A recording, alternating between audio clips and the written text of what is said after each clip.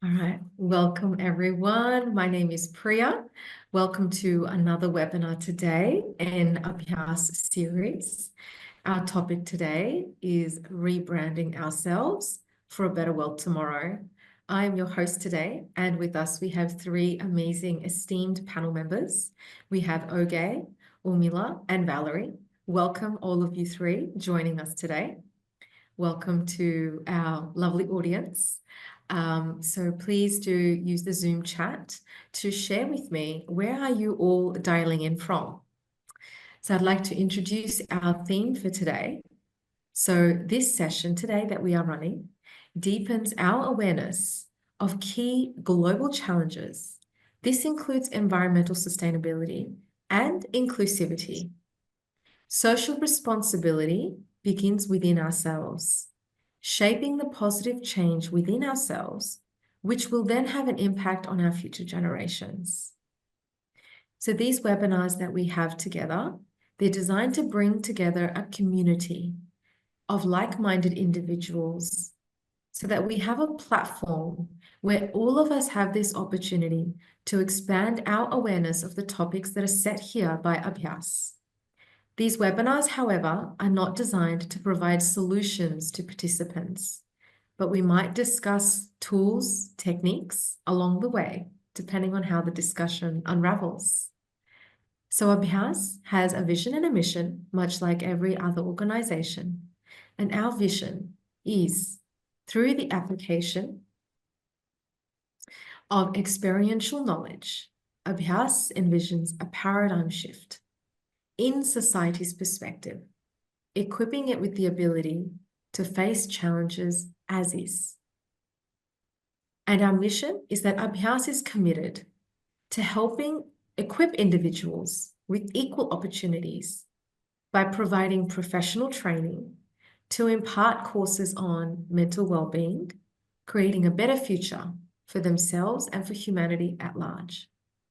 And our founder, Namdeo, says that all transformations have one thing in common: the turnaround in the perspective on what they have been through. So here with us today, we have our lovely panel members, and shortly I'm just going to be introducing all of these lovely people before we jump into our panel discussion. Before I begin, just requesting that if our audience can just keep their microphones muted and videos turned off, and just to use the Zoom chat as and when they wish to for interacting. Please pop in your questions, pop in your comments throughout the webinar today. We will have some time towards the end of our webinar where you will have the opportunity to interact and engage with the panel members, whether it's by turning on your mic and video and having a chat, or whether it's by me asking the questions of the panel members on your behalf. All right, so with that, let us begin with our panel member introductions. So our first panel member today is Oge. Welcome, Oge. So Oge is an environmental analyst with the Vancouver Airport Authority at the Vancouver International Airport. With an educational background in chemical and environmental sciences and over a decade of skilled experience in the environmental management and sustainability industry, Oge is passionate about making meaningful connections with others to expand knowledge on sustainable practices. She's a proud mother of 2 daughters and her dog, and is grounded by the love and support of her husband and her family. And it's very nice for Abhyas to know that Oge is grateful and humbled to be a small part of the Abhyas family and excited to learn from Abhyas team and other speakers as well as our participants. Thank you, Oge. The honor is all ours. Thanks for joining us today. Thank you so much for having me. Our next speaker today is Oumila. Welcome, Oumila. So Oumila is a woman corporate leader and independent board director. Oumila is the co-founder of Lineage Investment Services Limited and has over 25 years of global experience across the USA, the UK, Mauritius, and Africa. Oumila is an expert in banking, financial services, strategy, wealth management, and governance. She holds a master's in economics from the USA and has multiple international certifications as well. Oumila serves as an independent board member of companies across diverse sectors. She is a strong advocate for ESG, sustainability, and for women empowerment. She is also a dynamic public speaker, conversant in English, French, Creole, and Hindi. Welcome, Oumila. Thank you for joining us today. Pleasure to be here. And our final speaker for today is Valerie. Valerie is a certified meta coach specializing in self-empowerment and relationship coaching. She is passionate about helping others realize their full potential. With a background in both corporate roles and entrepreneurship, she understands diverse business landscapes. As a mindfulness trainer and senior consultant in strategy, marketing, PR, and communications, Valerie brings over 20 years of experience across industries such as hospitality, real estate, FMCG, wellness, pharmaceuticals, and NGOs, working with both international and local brands to drive growth and transformation. Welcome, Valerie. Thanks for joining us. Thank you. Thank you very much. Happy to be here also. I have to admit, I did throw a couple of acronyms around. So I would be so grateful to both Oumila and Valerie during our panel discussions. If you can just elaborate for Oumila on what ESG is, and for Valerie to please elaborate on what is FMCG, just for the benefit of our audience who might be joining on from places outside of Mauritius. Awesome.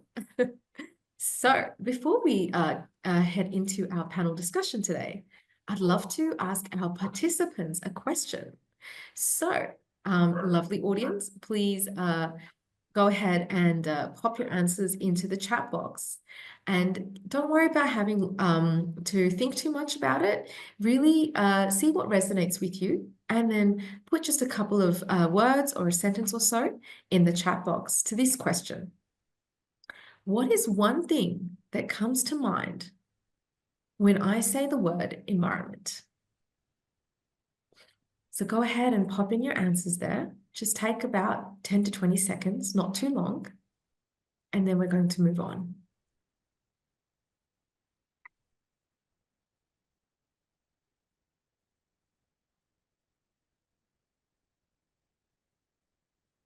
All right. So let's move on. We're going to start with our panel discussions now. So the first question that I would like to ask is for Oge.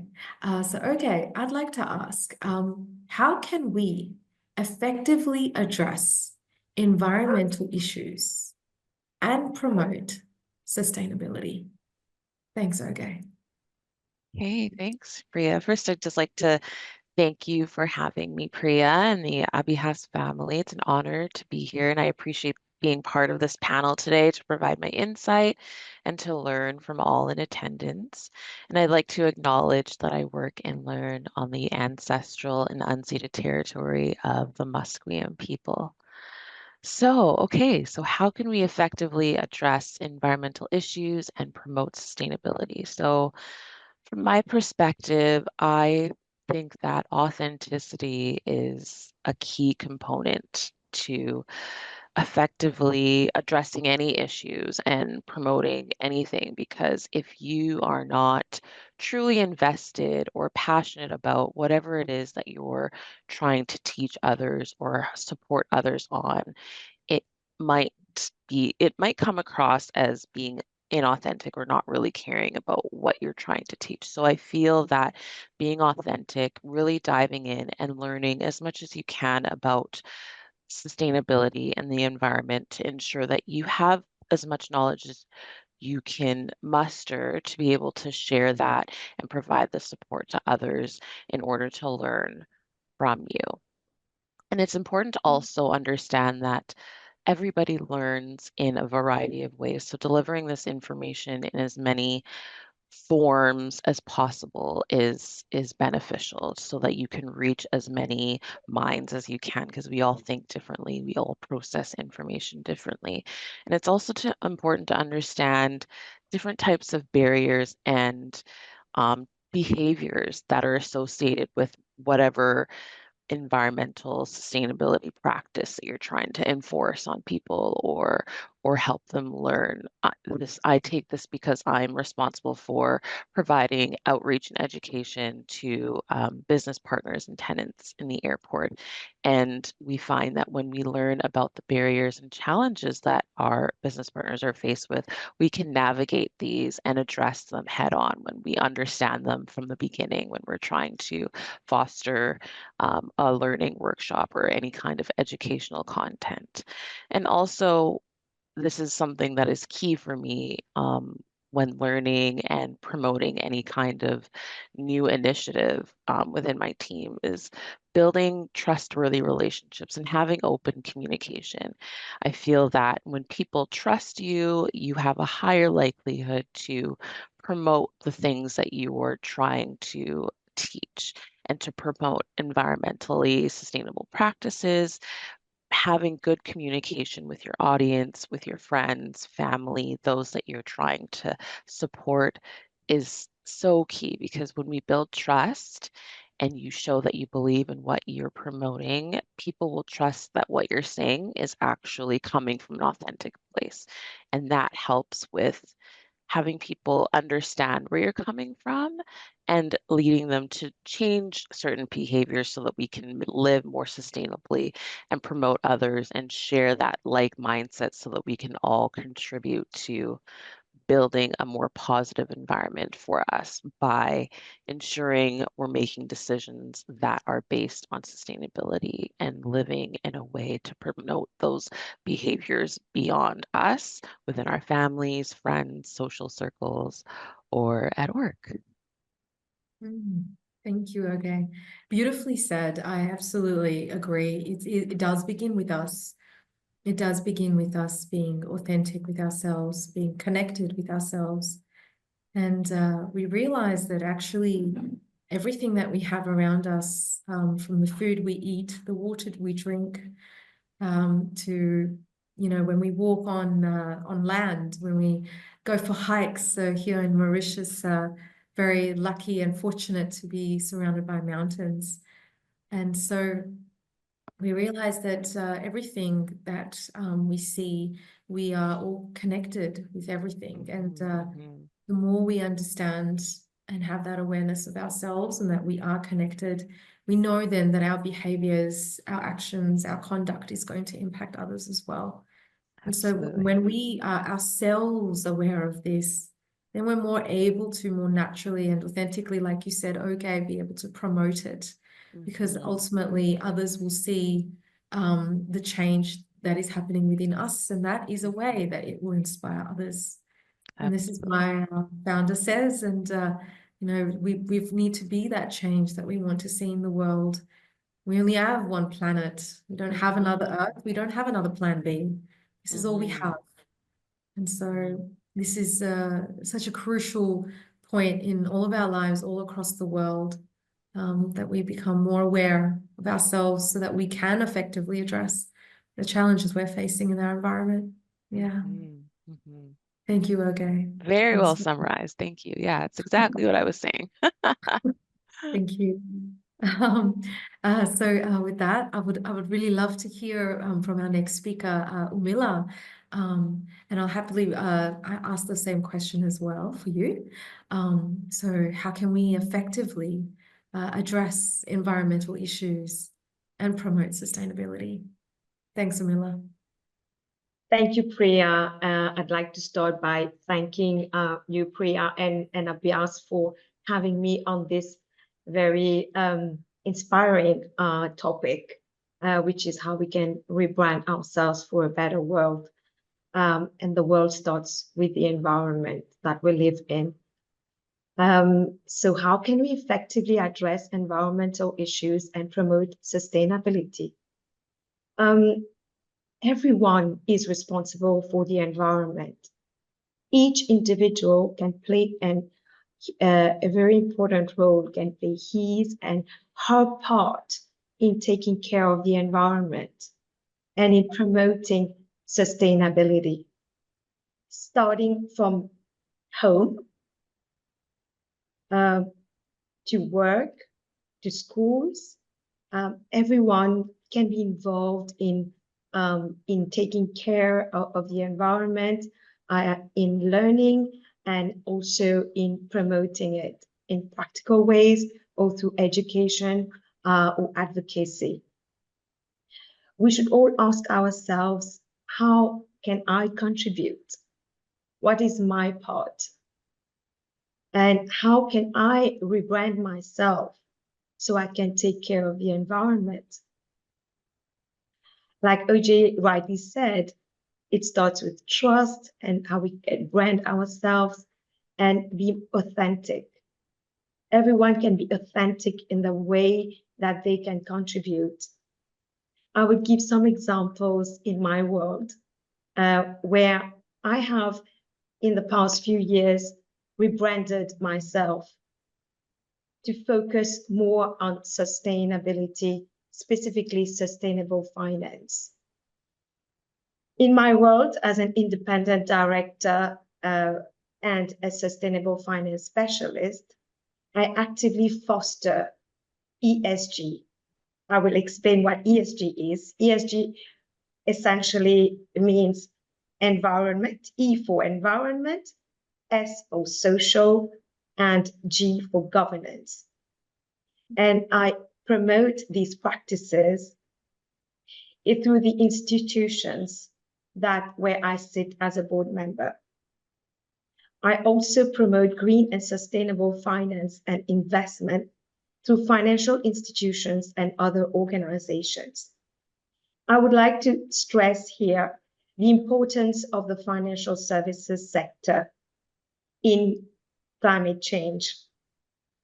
The financial sector can do more than just making money.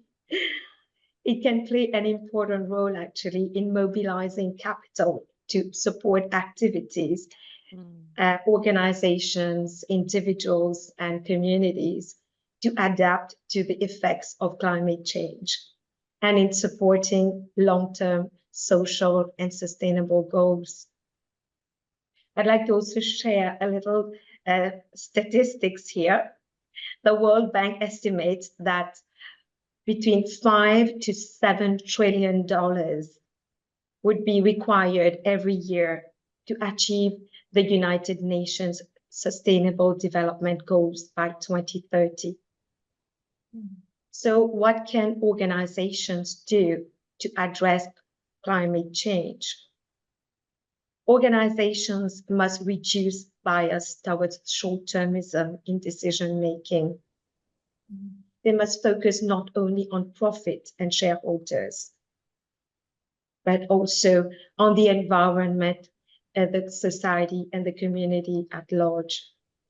They must address externalities of their operations and their effects and impact on the environment, whether it is positive or negative. When we say externalities, we mean negative impacts.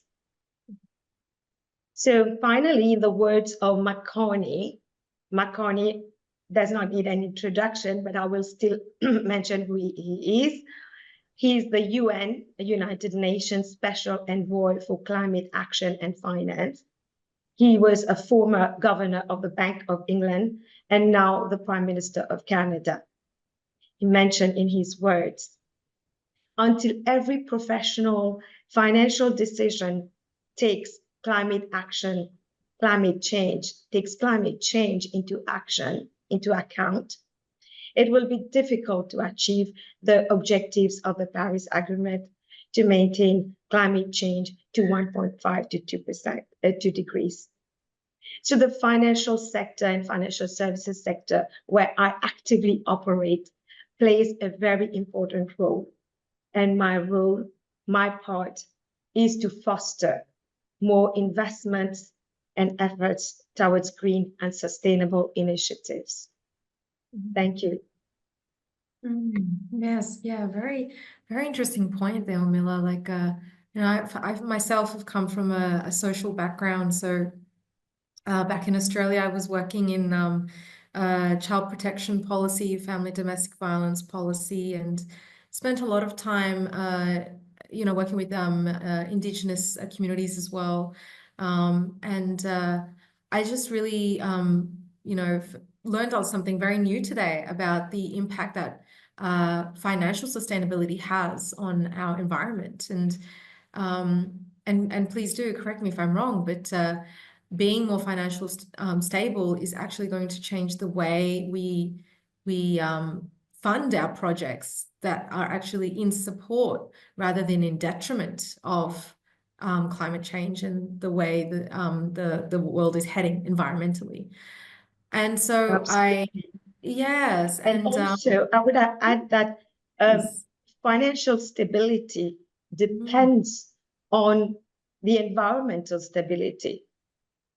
Because if we don't take care, financial institutions do not take care of the way they lend, of the way they operate, where they invest. They can be investing in companies that are causing more damage to the environment. Hence, later on, that can hit back to the financial system itself. If these companies start, going bust, and there are many ways that it can happen with the transition to the global, to the more sustainable transition to net zero. For example, oil and gas companies, assets, as we move away from oil and gas, assets of those companies that have been focusing on the oil and gas supply chain or oil and gas operations, those assets can become stranded. And the financial institutions that have lended money to these companies can also be affected.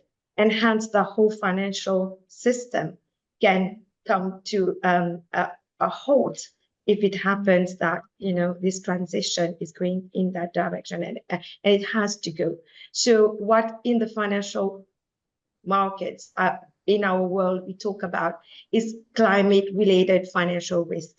And those are very important elements to be incorporated and to be assessed, measured, and reported every year by financial institutions.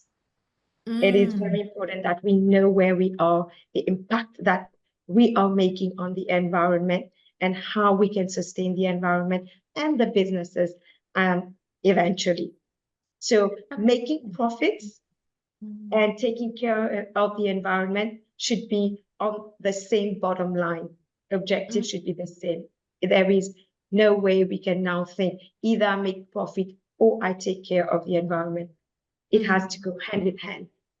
Oh, beautifully said. Absolutely. I definitely agree with that point. And, as you mentioned, the way we collaborate as well with other individuals will allow us to be very aware of our consequences of actions that we are taking. And this is a very important thing to know about. As I mentioned a little while ago, that realizing for ourselves that we are all interconnected. When we have this understanding that we are all interconnected, this does mean that every action we perform will have a consequence, will have a repercussion. So it was really fascinating to learn that from you as well, Oumila. And I don't want to move to the second question too quickly, but I do believe that the role that our Indigenous communities play is also very significant in the environment. But I'll move on to that later. Before I move there, I would really love to hear from Valerie on this question as well, please. How can we be effectively addressing environmental issues and promote sustainability? Thanks, Valerie. Thank you, Priya. Thank you, Abhyas, to have me. It's lovely how me and my fellow panels have different backgrounds.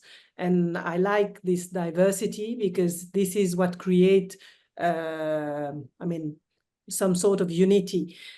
I would start by saying that, I guess no man is an island, and no one is truly self-sufficient or isolated. We are all interconnected. So I'm not an expert from finance, neither from environment. I'm more in wellness, mindfulness, and perhaps a bit of spirituality also. So I will be more on that field than concrete and basic as Oumila and Oge. I will take your question from an energy perspective. We are all part of something larger than ourselves.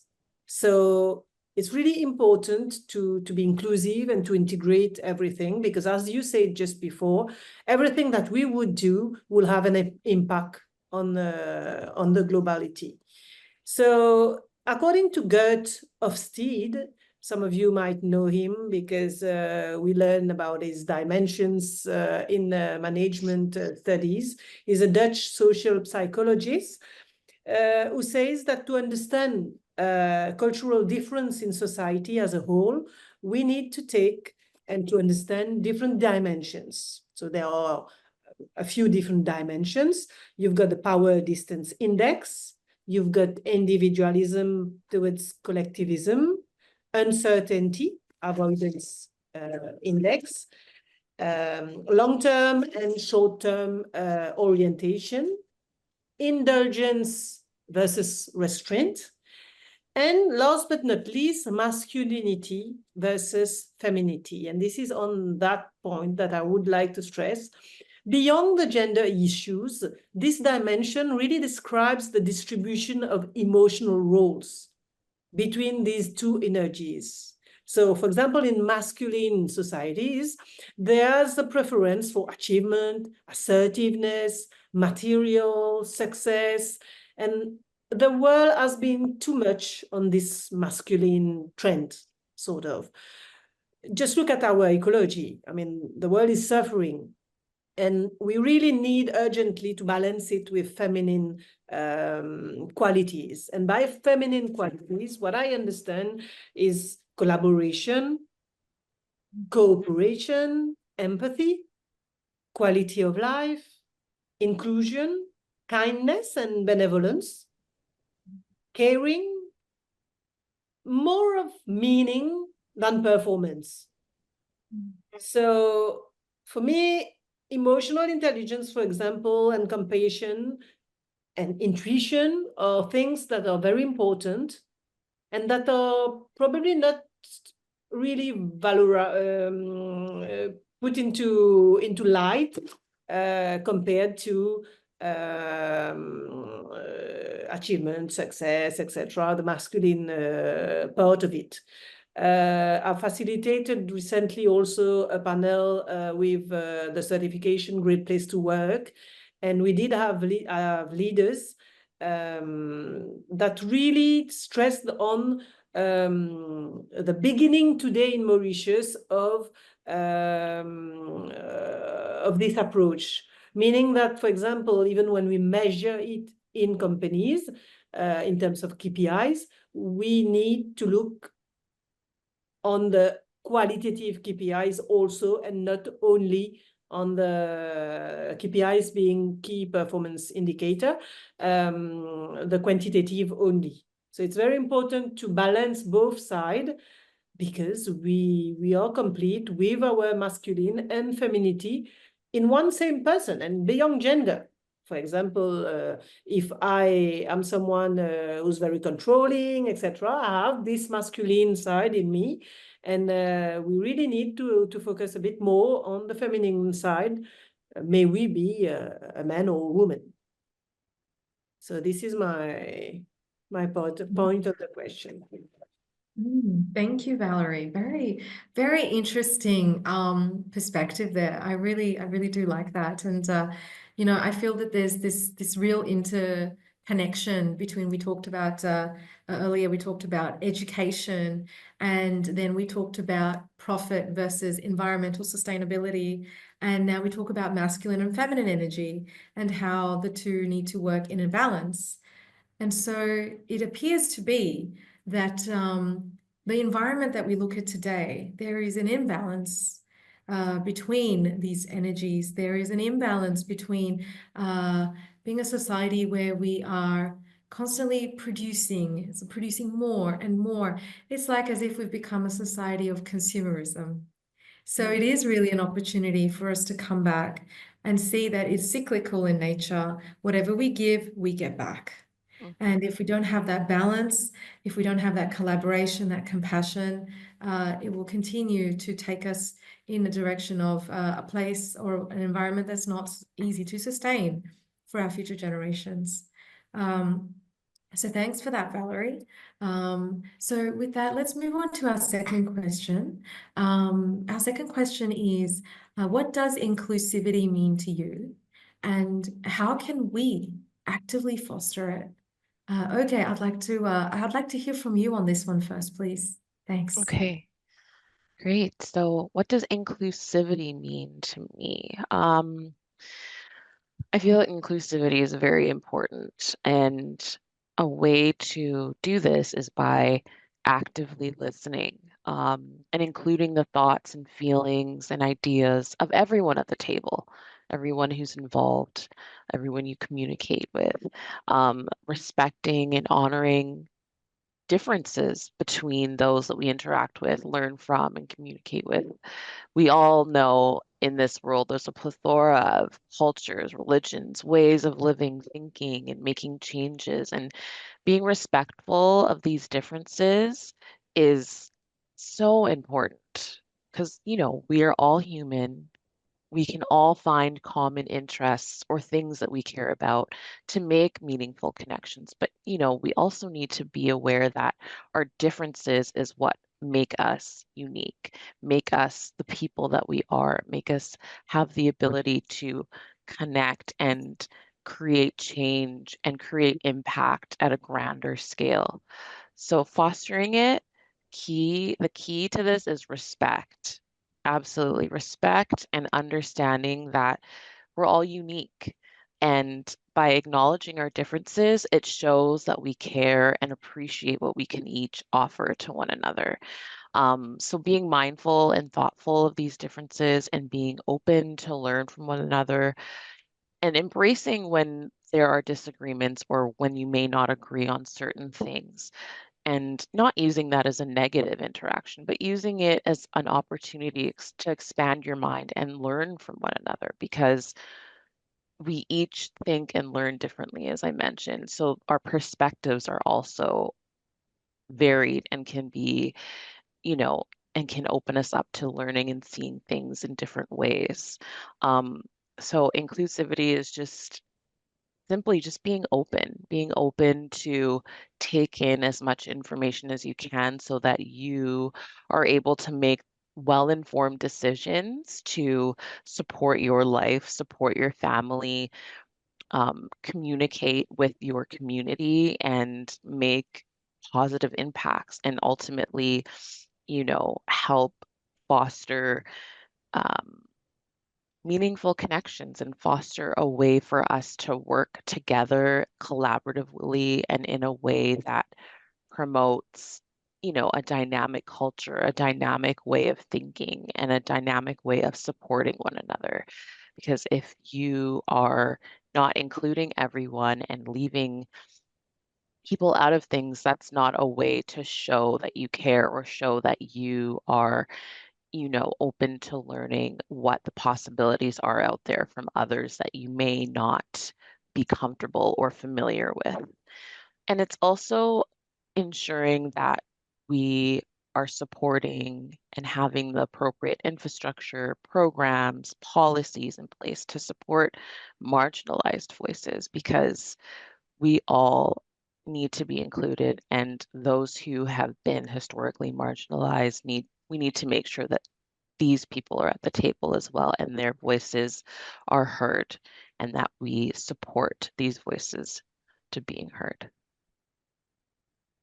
Thank you, Oge. Thank you for that.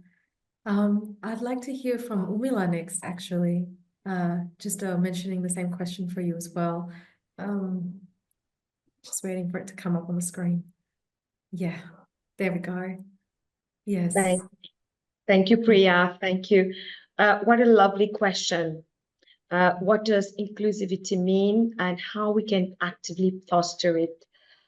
It is a very deep question, deep thought, which we can take from various angles. I would think, first of all, that we live in one world, and we are one in this world. Like Valerie said, we are part of something larger than ourselves. So inclusivity is very important. Inclusivity is, to me, about including everyone, giving equal opportunity, bringing balance, like Priya, you mentioned earlier, be respectful to others, and promoting equity. I will elaborate a bit about equity. Sometimes we make the difference between equity and equality. It's a bit different. Everyone may not be equal, as have the same equal abilities or qualifications or experience, but we can promote equity by elevating, by empowering, by giving training, for example, or tools to someone who is less able or capable in a specific area. For example, an example of equity would be to give someone a walking stick if he or she can't walk. There would be then no difference between someone who can naturally walk and somebody who can't walk but can use a stick to walk. Similarly, we can give a heart pacemaker to a person who has a low intrinsic heart rate, so the person can live like others.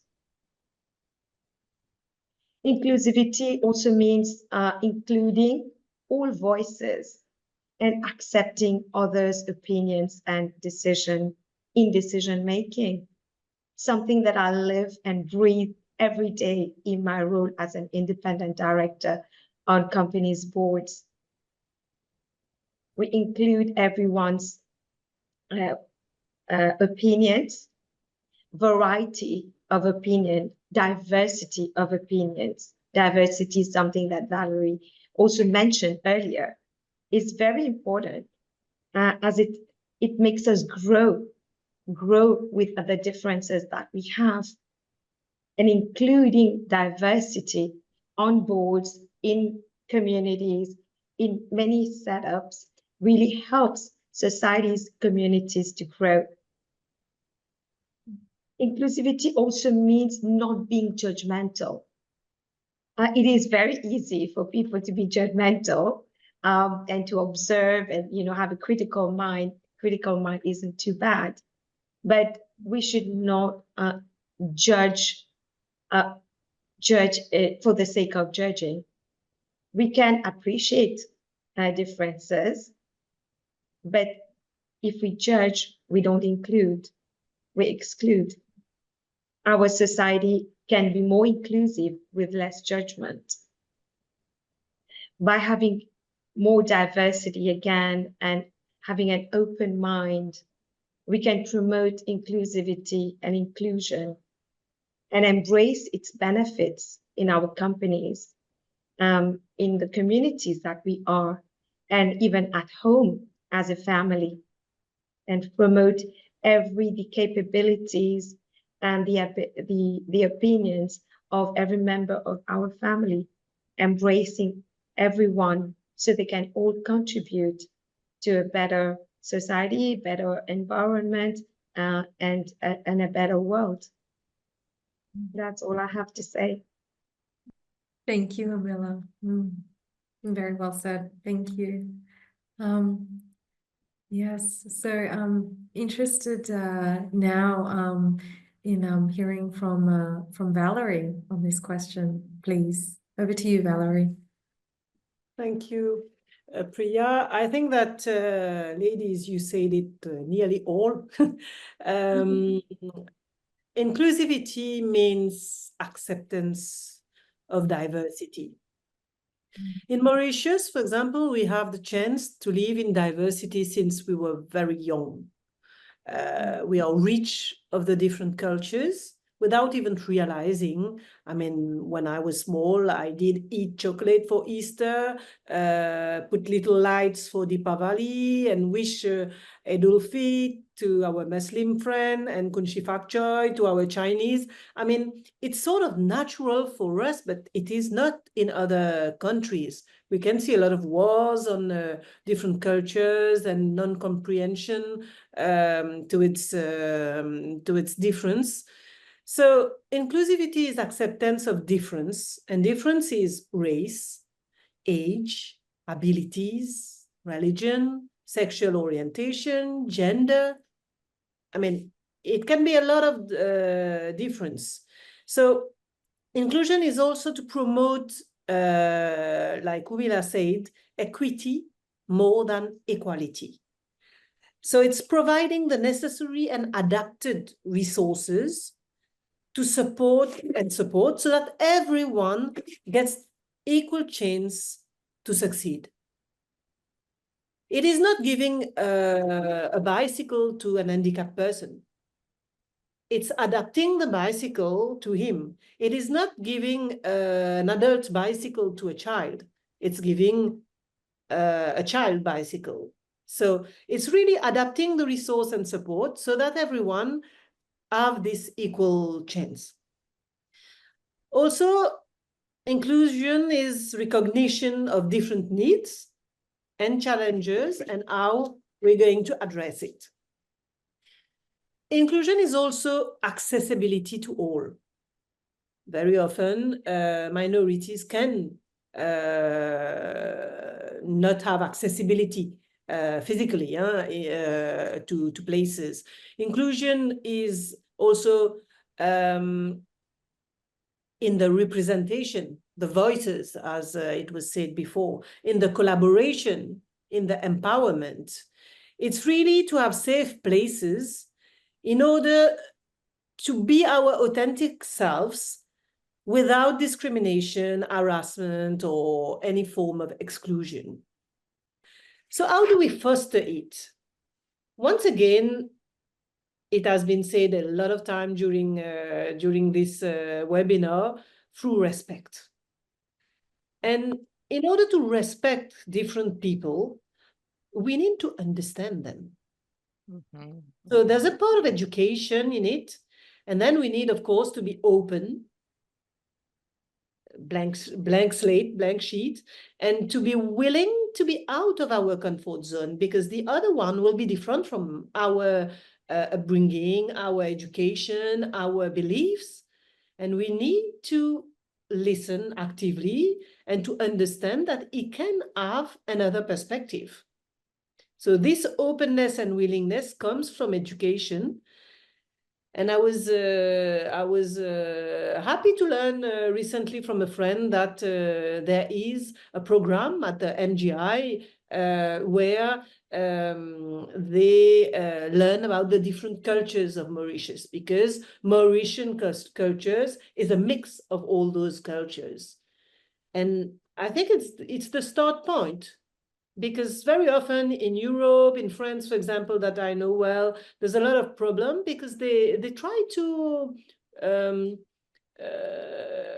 erase the culture or the religion. And we talk about laicity, etc. But here we succeed to live in an environment where everyone practices culture, is religion, but there is respect and tolerance. And probably not marks of religion in corporate, economic side and politics. But it's really important, in fact, to respect it. And to respect it, we need to understand first the difference. And very often it's when we don't understand that we judge. And people are afraid of what they don't understand. So I guess it's important to understand and then to respect others in order to be able to be inclusive. Thank you, Valerie. Very, very well said. And I just want to mention here a very, very a good comment actually that has come through. Got some good comments coming through in the chat, so please keep them coming. I'd like to just say them out loud for everyone to hear as well. Let's learn from our greatest teacher, Mother Nature. We look at Mother Nature. She shows us that there's so much beauty in diversity. We should learn from her. Imagine the world ecosystem. There's so much to learn from others, as well as so much to share among ourselves. So thank you very much for that comment. And another one has come through, which is it's important to remember that we are not separate from nature, that we are nature itself. And absolutely, very solid point to mention there. And, just summarizing briefly before we move to the final question and being conscious of time. So I won't take too long to talk because I want to hear more from our lovely panel members. But, three main key themes came out from this question is education, adaptiveness, being adaptable, and respect. And these three are really the keys of inclusivity. And of course, here at Abhyas, we're very big believers of applying non-judgment as well. So, all of us, we've, as has been mentioned by our panel members already previously, that we all grew up in different households, spoke different languages, practiced different beliefs, different cultural systems, whatever it might be.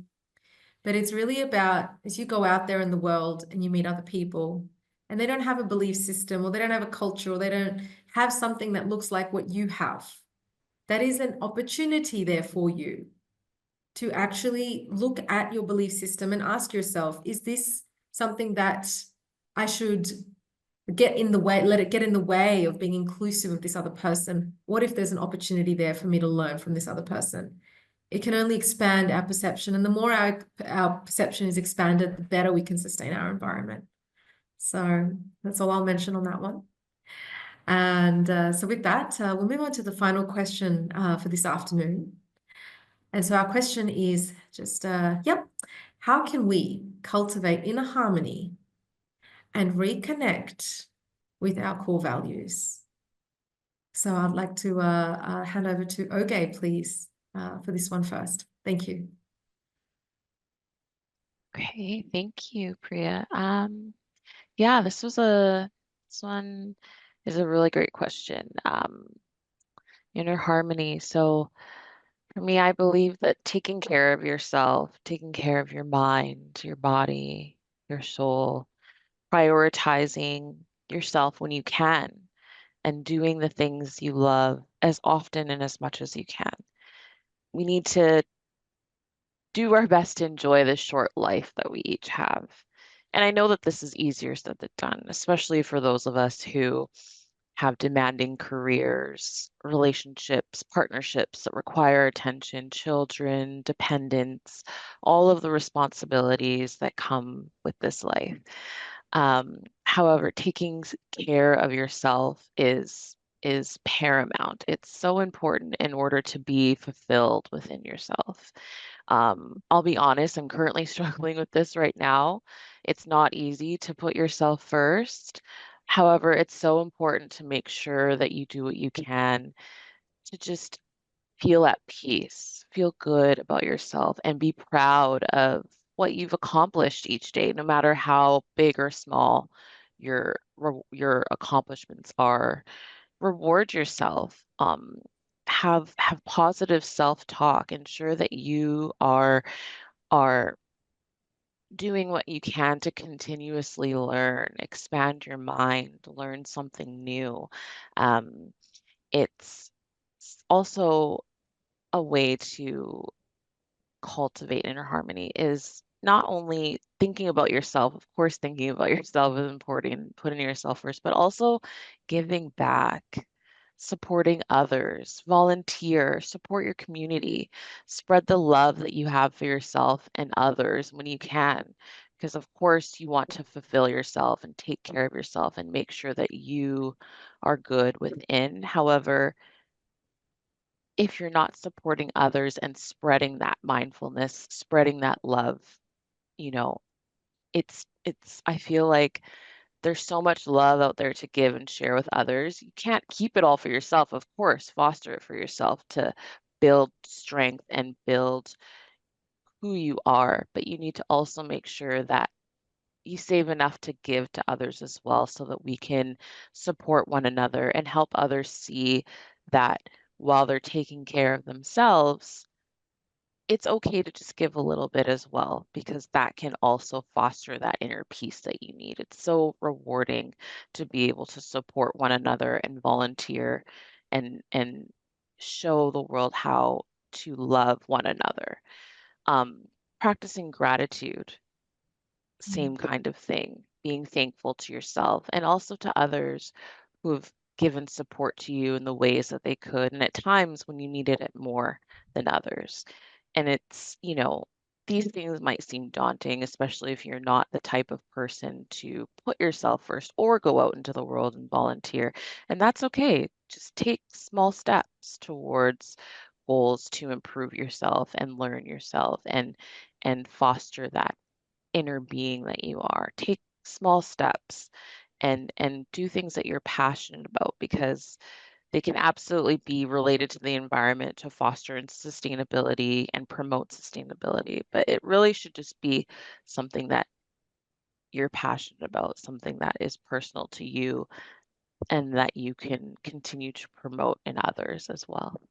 So take care of yourself and don't put yourself behind. And it's so easy to do that. So just remind yourself that every day. And I need to do this too. So yeah, put yourself first, and then you'll be able to help many and support others as well in your life. And that, yeah, I feel like that's the best reward.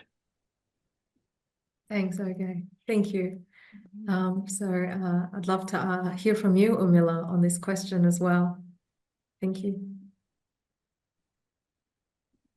Thank you, Priya. Thank you so much. This is an excellent question, which really allows us to reflect on ourselves, on our core values and our very existence. It seems that our world and society has been drifting from core values, including our health, our families, our ancestors, our communities, our nature, and our planet.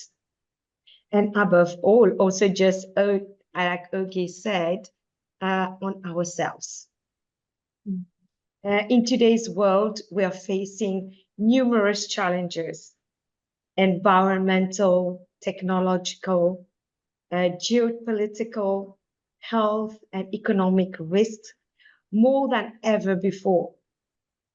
For example, we've been through COVID, the war with Russia and Ukraine, war in the Middle East, now the US tariffs and the trade wars with other countries.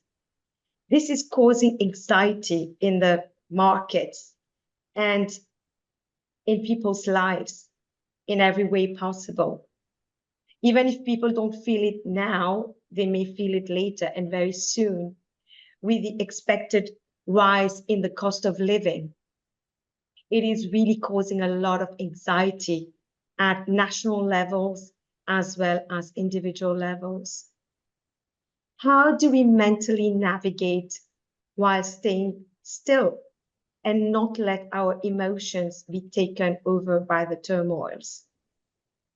I'd like to share some of the practices that I have been doing. Some of the techniques I've personally been practicing is gratitude, conscious gratitude, conscious breathing, yoga. Since about 6 years now, I practice yoga, and Pilates more recently. And also I do conscious nature walks, thanks to Abhyas. So I think these practices help people to reconnect with themselves, their body, their mind, their core values as well. It helps them to become more calm, mindful, and help to make better decisions, even when everything else is going all over the place, even if where there's anxiety. What every time I think is doing some of the practices that I do is the mountain pose. You know, in yoga, you do the mountain pose and you stay still and you lift one leg up and you try to stay still, keep the balance. And with the mountain pose, you fix at one point in front of you. And no matter what's happening around, let's say you were fixing a mountain in nature and then the trees are like moving all around. No matter what's happening, how much wind is there, the mountain stays still. And this is why we call it the mountain pose. And it really helps if we can practice stillness. And by the way, so I love the activities of Abhyas on Sunday. Some of them is about mountain stillness and conscious walks, conscious gardening, conscious breathing. So all of these techniques, I found them wonderful in helping us people navigate through challenges and cultivate the inner harmony and reconnect with our core values, no matter what's happening out there. Thank you. Thank you. Thank you, Abhyas. I'd really love to hear from Valerie, our final speaker for this afternoon. Just waiting for the question to come up on the screen as well. Yeah, there we go. Thanks, Valerie. So thank you, my fellow speakers also. I've noted a few practices to complete my list. And of course, I also, in coaching sessions, talk to my clients about grounding. And grounding is knowing self first. Have you invested enough on yourself to know, for example, the qualities and your flaws? Qualities, because we need to anchor on our qualities and be proud of what we've achieved, of who we are, of what we're doing. And the little weaknesses are here to also allow us to be vulnerable. Because vulnerability is not a weakness. Vulnerability is a strength and can be so human. So very often also in coaching session, we can see people that mix their human being with their human doing. They identify themselves to, for example, being a manager, being a father, being a sister, being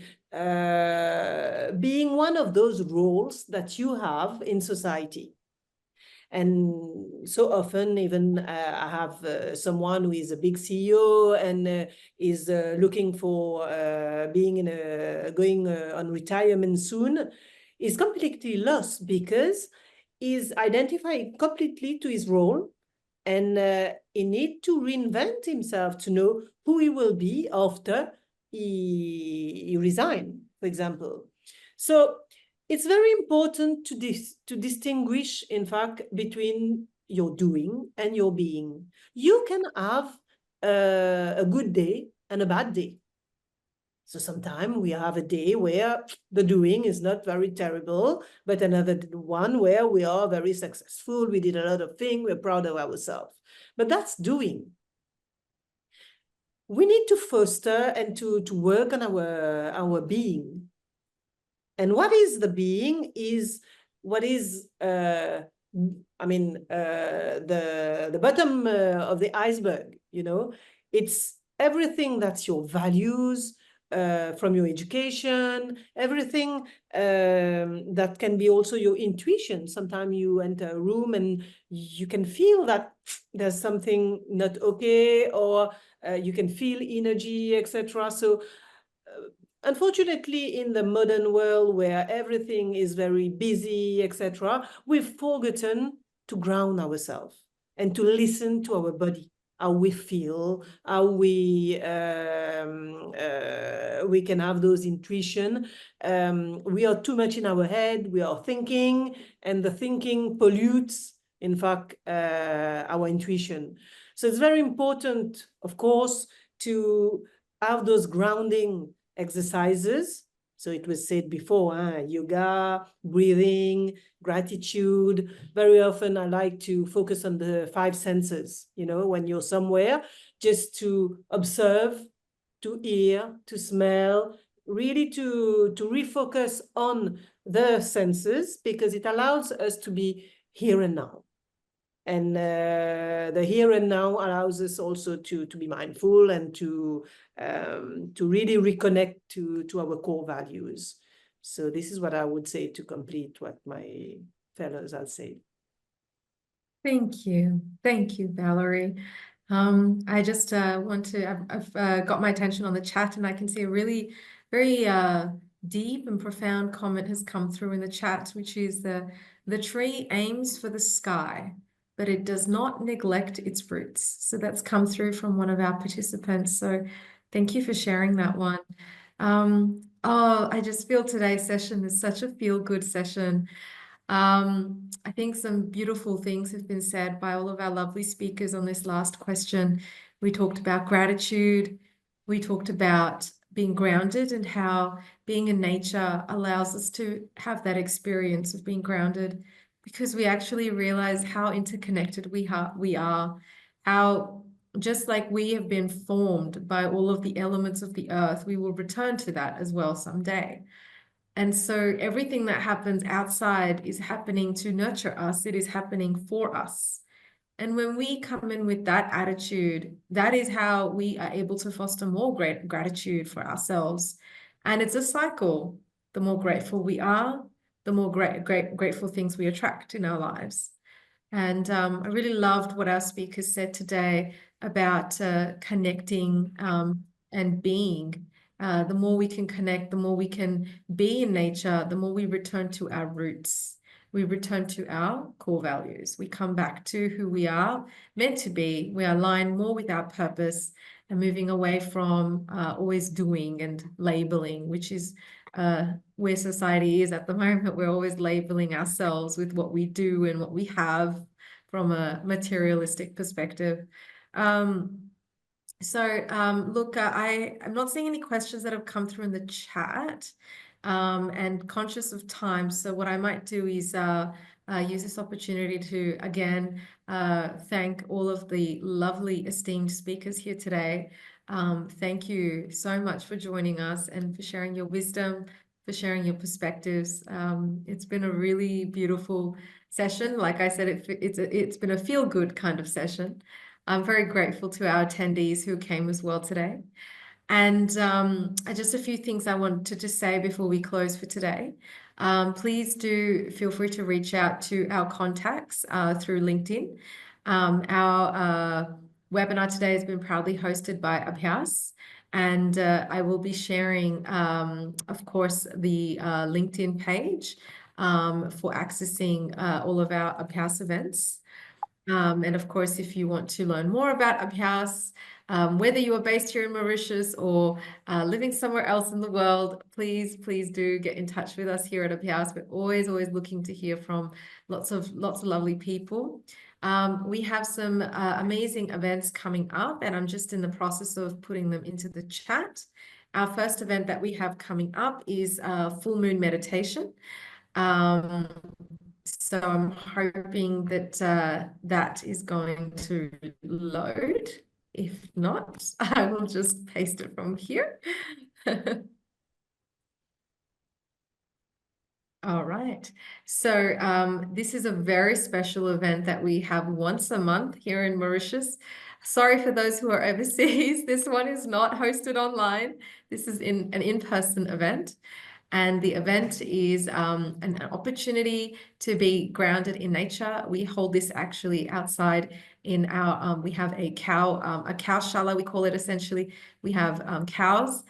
Cows are known for being grounded, being present, and amazing at emotionally pacifying human beings as well. So a beautiful opportunity for those of you who are here in Mauritius. Save the date. This lovely event, it will be running for approximately 3 hours. And it's an opportunity to practice some conscious body movements, some breath work, and then a very, very special meditation where we gaze at the moon rising. So a lovely event to experience. Then the other thing that's super exciting I'd like to share with everyone is Abhyas will be hosting our very first retreat here in Mauritius on the beautiful mountains of Anahata, which means heart. So for those of you who are located anywhere in the world, this is perfect for you.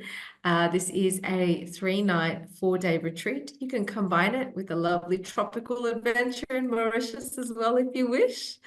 It's a great opportunity for you to meet and network with other like-minded individuals, and also to connect with yourself, to ground in nature, and to feel more grateful. Grateful for being, grateful for doing what you do and the purpose that you have in life, an opportunity for you to really come back to yourself and to just be. And finally, I'd like to share the full list of events that we have happening here at Abhyas, which is available, of course, on our Facebook page. So please do check that out. We have events here every Sunday. And as Oumila very kindly mentioned, these events are conscious walking, opportunities to practice body movements, and to feel a connection with nature. And finally, I just wanted to put in, I know many links today. I just wanted to put in the chat our previously recorded webinars. So if you know friends, family, people that you work with who could really benefit from these topics and would like to learn more about mental health and well-being, please do check out our previously recorded webinars on our YouTube channel. And with that, I'll just announce our next webinar, which is next week on Wednesday, is called Unlocking Innate Potential in a Globalized World. And I'd like to end our session today with a quote by our founder, Namdeo: "The highest peak of one's performance can only be achieved through synchronization of body and of mind." Thank you so much for everyone joining us here today. A big, big thank you to my lovely panel members who have joined and who have given their precious time to impart their wisdom, their perspectives in our panel today. Thank you everyone for coming. I hope you really enjoyed today's webinar, and I'll see you again next time. Thanks. Take care.